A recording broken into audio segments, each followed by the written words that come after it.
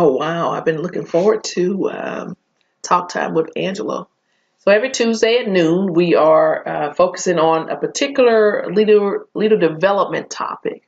Um, and so, as part of the Better You project, we're focused on women leaders. Today's topic is the top 10 qualities decision makers consider when choosing a project manager. Before we jump into that, I'm just going to tell you a little about myself and then we'll move forward. So, I'm a retired Army colonel, served over 26 years honorably in the greatest Army on the planet. That's right. Started out as a private um, and was fortunate enough to attend the University of Southern Mississippi, where I was commissioned a second lieutenant and earned the title of Homecoming Queen and, of course, earned my degree while serving, in small teams and large teams, being able to lead men and women. I was able to participate in three separate combat environments. The first one was as a second lieutenant, had only been in the Army a few months, and Operation Desert Storm kicked off, went all the way to Saudi Arabia. And then the second deployment was into Qatar. It was just after the Twin Towers had been hit and the Pentagon. And so that was 2003. And the final combat deployment was to Baghdad, Iraq, and I served as a battalion commander. Um, and then, of course, I came home from that third combat deployment to my 14-month-old son. I had left him for 14 months. I wrote a book about this third deployment, and it is the book Bronco Strong is available on Amazon now. So after serving for all those years, I decided to retire, and my reason for retirement was because I'm Ryan's mom. It's as simple as that. So share your comments below if you are a military veteran or if you know some military veterans. Type 1 for military veteran yourself, and then 2 if you know some military veterans. So after retirement, I founded the Better You Project for women leaders and also created the Learn Achievement Model. I'm a certified personal development coach and speaker. Be glad to talk to you about some speaking opportunities. And again, I mentioned already I'm an author, actually an author twice. And so we're looking for the second book to be released sometime in 2019. Of course, I'll keep you informed on that. Talk Time with Angela every Tuesday at noon, Facebook Live. We're again discussing a topic related to women leaders. And before we jump into this, the 10 qualities, listen to 10 qualities, I wanted to just focus on who decision makers are, what they might look like. And so, these are people that are at work, they're in social settings, they might be in nonprofits, military, they might, Army, Navy, Marines, Air Force, Coast Guard. Could be in the family because there's a structure in the family, right? You could find these decision makers at church and one of the ministries that you're serving on, community service organizations, or sorority, fraternity. Could be casual friends. And so the whole point is decision makers are all around us in every phase of our life, right? And then what's a project manager? Well, really, the project manager is the person that's accountable for the success or failure of project. And, we're talking about people who are going to manage the teams and they're going to manage expectations. Really, they're going to get the job done. That's who the project manager is. So share your comments below or to the side. Just type yes if you've ever led a project. And you can tell us something about that. I'll be sure to get back to you. I love this part, right? And the word quality. And we're going to just talk through that because we're talking about the top 10 qualities decision makers consider when choosing a project manager. So we want to make sure we have a good understanding, you and I, of the words we're using.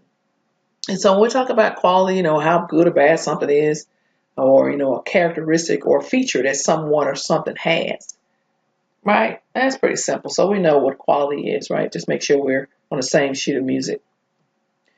So this is a list of the top 10 qualities that I sat down and thought about And I wanted to make sure I share those with you. So number 1 is shared organizational vision.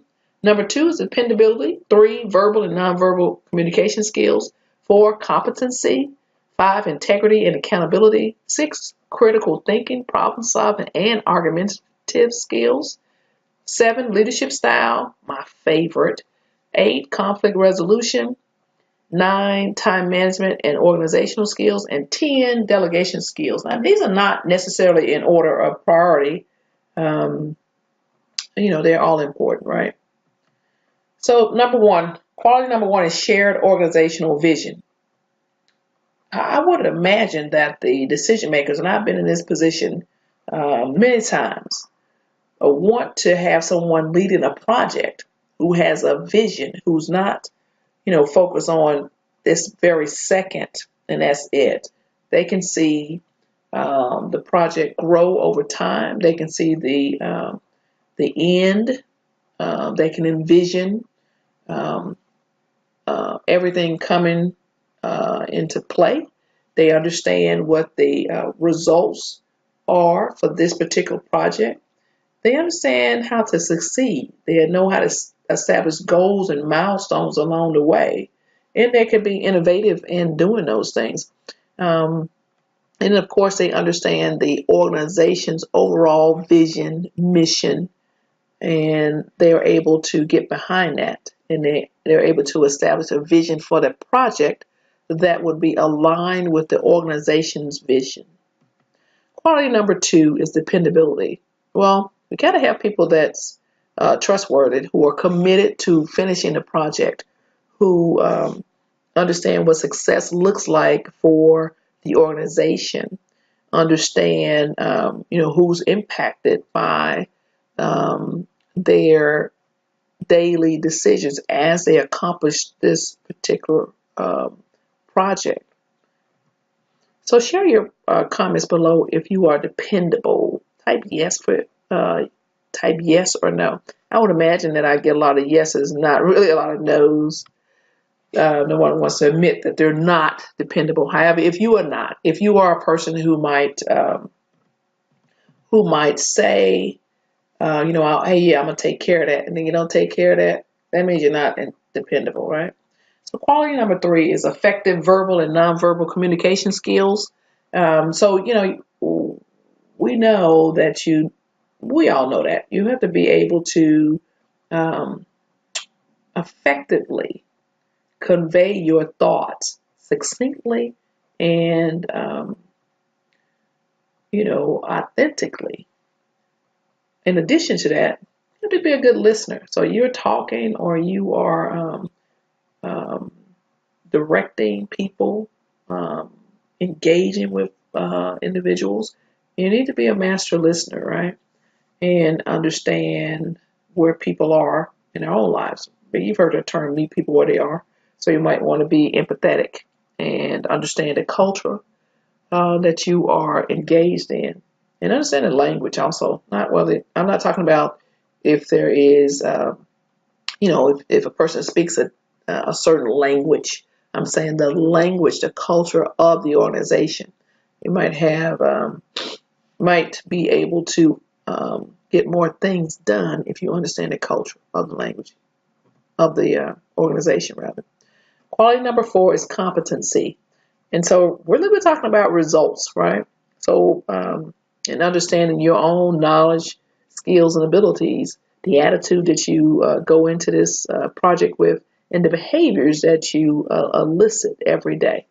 We're talking about results when we're talking about competency, right? And quality number 5 is integrity and accountability. Really, you want to do what's right. You want to do what's right for the right reasons, and you want to be accountable. I mean, you want to be responsible for your actions, right? And of course, you're looking at your core values, and you're also looking at the values of the organizations. What's important, what do they value, and making sure that you are aligned with that as you complete the project and lead others, the team members, towards completing this project. So go ahead and share your comments below. Do you accept responsibility for your actions? type yes or no. Now, I don't imagine we get people saying yes, typing yes, yes, yes, yes, yes, and not necessarily no. Who wants to admit that they're not responsible? They don't accept responsibility for their actions. If that is you, then take a look at yourself and, you know, do the right thing. Quality number 6 is critical thinking, problem solving, and argumentative skills. Um, so, we take in so much information, and sometimes it's information overload. We don't have to accept the information as presented. We're looking at the sources, and really, critical thinking, where we are analyzing, critiquing, and applying the knowledge, based on our experience. And also, we're creating new ideas based on what has happened before or the information that we've taken in, right? So that's what we're looking at for critical thinking. And problem solving, it's a form of critical thinking. It really just looks at, you're confronting the learners with decisions to be made. They got like 2 or 3, 4, 5, 6, 7, 8 possible solutions. And you just want to decide and discern what's best for the organization. Sometimes they're not well defined problems, so there might not be a right answer. But guess what? You got to act anyway. And then my favorite is leadership styles. That's quality number 7. And so a lot of people, when you start talking about leadership styles, they're like, oh yeah, autocratic, democratic, laissez-faire. They start spouting off things, and they don't know what they're talking about. So leadership styles, we'll just take a look at this, and we're really talking about the authority of the leader, the autonomy of the team. We're talking about how much engagement the leader has in a particular situation or circumstance, right? And so when you look at this right here, you look at the time and output over the team and who has ownership over a particular task, right? And so you, as a leader, you might be more comfortable controlling, directing, and advising. That's not necessarily wrong or right, good or bad. It just is, right? And most of the times it's dependent upon the person or the team member's expertise, their talents, and how much experience they might have. And also it depends on how long they've been in the organization, understanding the culture of the organization. It could also, be a factor of how much time the leader knows she has to complete the task. Time is a big factor in whether or not you are able to say, oh yeah, go ahead and handle this. You can delegate it, or you might just have to get it done right away, right? So you just look at whether you are coordinating, guiding, or collaborating, and in these particular things, your team has more autonomy. And of course, when you delegate, you're standing back and you are allowing your team to run with the mission, run with the task. Of course, you're participating in it. So just look at what feels more comfortable to you, and also understanding that it's not going to be the same style for every situation, for every environment, right?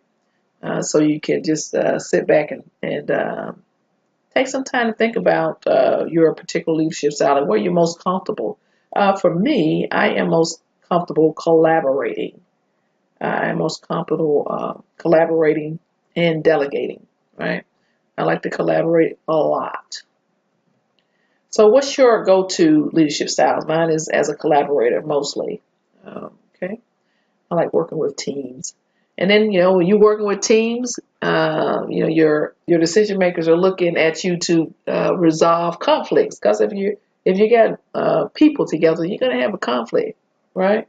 Everybody's not going to agree on everything, may not even understand everything you're saying, and may not even appreciate your leadership style. And so you have to just be able to resolve conflicts and look at the culture that you are establishing within this team.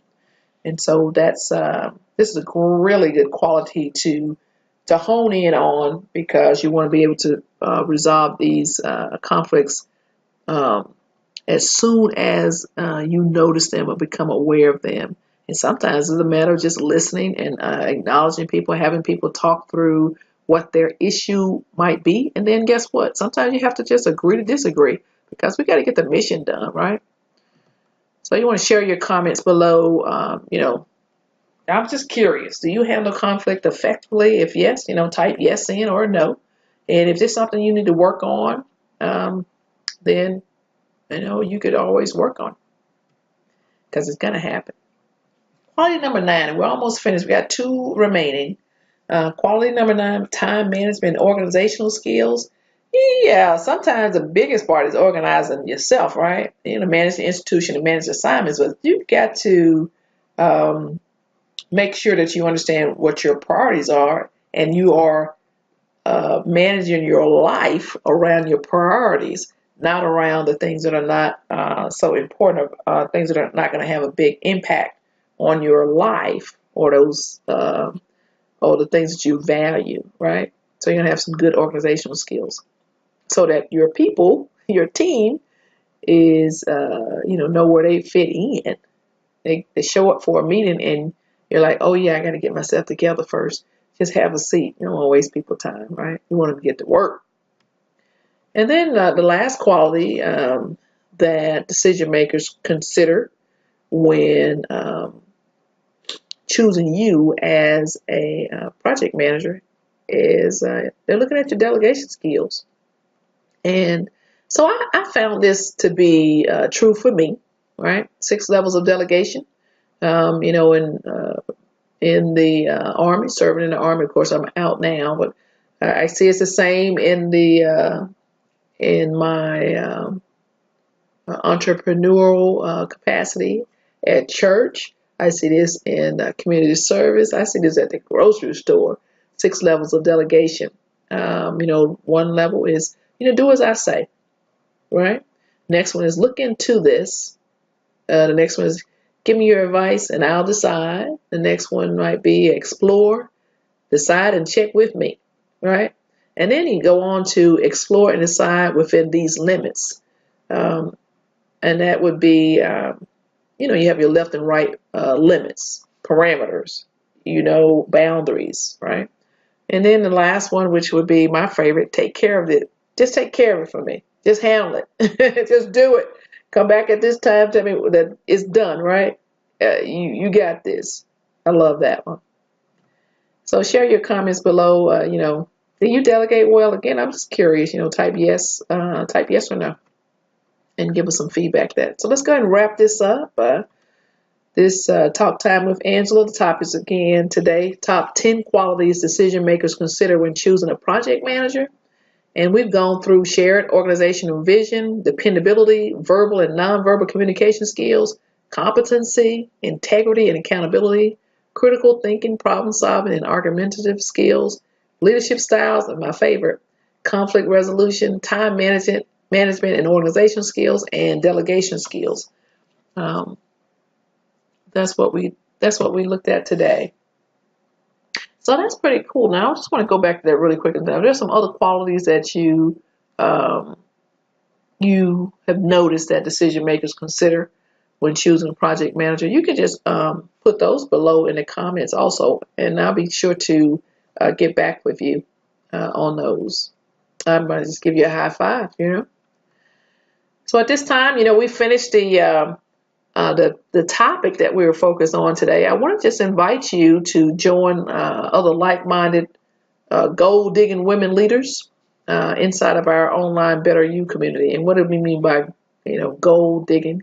First of all, first and foremost, we're goals friends. GOALS, goals friends. A lot of people got some girlfriends. They got the other kind of friends.